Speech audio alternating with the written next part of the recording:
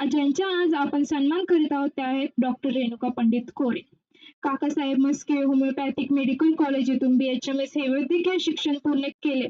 शिक्षण सुरू असतानाच त्यांनी आयुष्याच्या वडिलांचा अकाली निधनानं मोठा आघात घेतला. अनेक जण अशा प्रसंगी खचून जातात, पण डॉक्टर रेणुका कोरे यांनी दुःखाला कधीही आपल्या ध्येयावर विजय मिळवू दिला नाही.